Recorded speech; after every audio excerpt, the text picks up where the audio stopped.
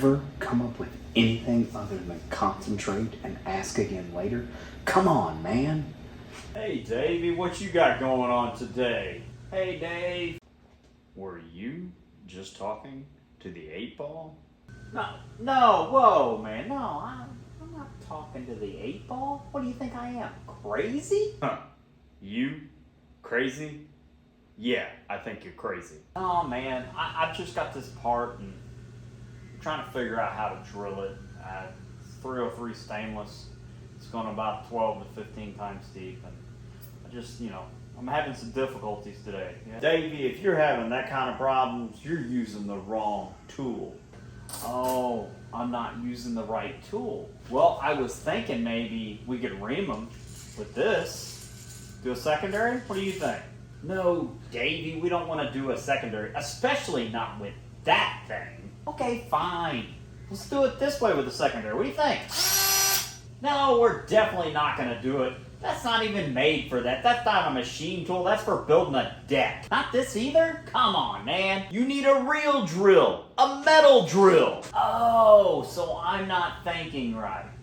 I need to be thinking about cutting tool, not actual tools. This right here will do fine. What do you think about this drill, huh? Where did you even get that drill? Come on, man.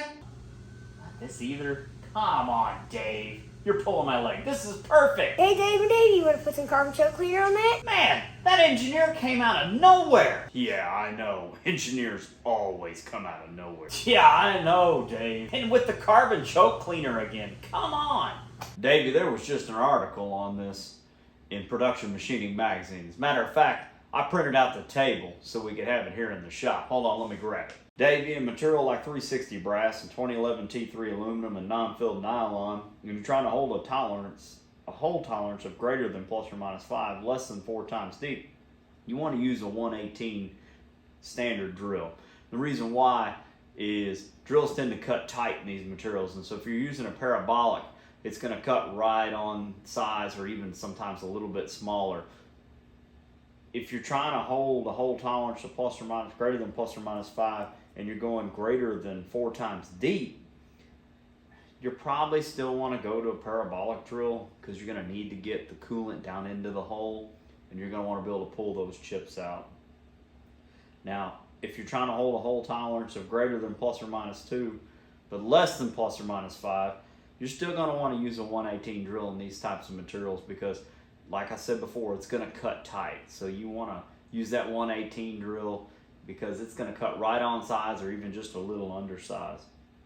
But when you're going greater than 4 times deep and holding these tolerances, you definitely want to use a parabolic drill, 135 point, 130 point. Split point drill is optimum here because you're going to need something that's going to have that chiseled edge, that's going to be free cutting. It's going to pull those chips out of the hole and get that coolant down into where you need it to be. Now, I do not recommend trying to hold a hole tolerance of less than plus or minus 2 without reaming these materials. It can be doable in brass and aluminum, but it's not recommended.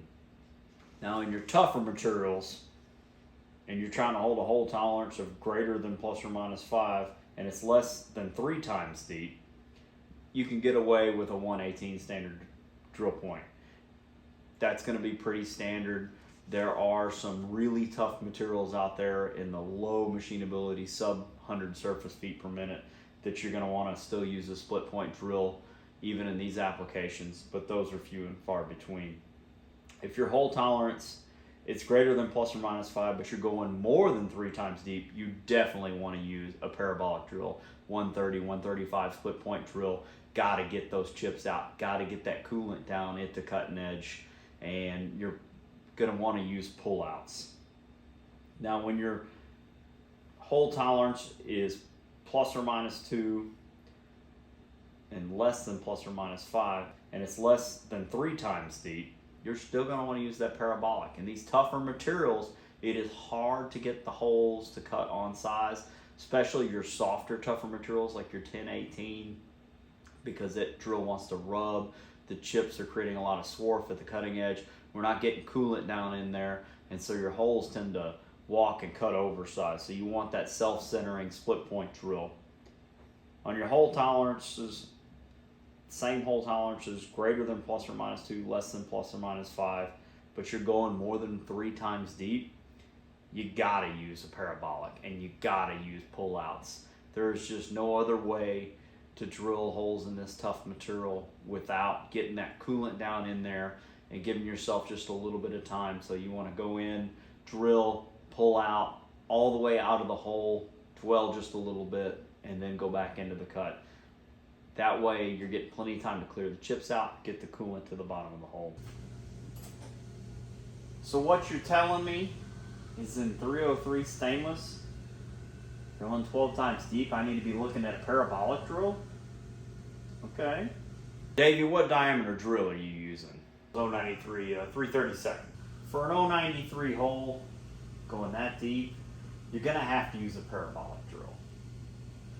I suggest a multifaceted grind too. It's gonna make it more self-centering, it's gonna get through the material better, it's gonna pull those chips out. Yeah, and the parabolic will really pull the chips out for you. You're also gonna need to spot that thing. So in modern drilling, a lot of times we're talking about using piloting, but the volume on this job, you're going to use an old-fashioned parabolic high-speed steel drill. You need to spot it, and you want to spot it so that the angle is steeper than the drill angle. So use a 90-degree spot. You can follow that with a 118, 130, or 135. I suggest using a 135 split point parabolic drill on this, going that deep with that small of a hole. You're also going to have to do pullouts. With high-speed steel, it's more flexible. It allows you to come in and out of the hole. As long as your alignment's true, you're not going to have to worry about the hole being oversized. What's your tolerance on this hole? The tolerance of the hole is ±4, Dave. In that tolerance range, you should be able to do that with a drill, no problem. In tough material like that, though, if you get very much closer, you're going to want to use a reamer. You can't hold that tolerance consistently with a drill. So just remember, you want to use a steep, something like a 90-degree spot, and then follow that in with a 118 or a 130 or 135. Now always remember, if you drill a 118 hole, you have to follow that with a 118 or greater point. So then if you follow your 118 with a 135 split point drill, you cannot go back to a 118. It's going to cause it to walk. You got to have those angles get flatter over time so that the lands will sit in there and that drill will stay true. That is a load of information on drilling. I'm glad you pointed that out. There's no way I'm ever going to remember all that. I really need to start reading those Craftsman crib sheets. Hey, what are you guys doing? Hey, boss man, how are you doing today? Hey, boss man. Davey, put your safety glasses down. You guys get back to work. Ken, I'm so sorry, boss man. Get back to work? I think it's time to go to lunch. It's 12, dude. Davey, come on, man. Boss man's wrong today. We need to go get some lunch.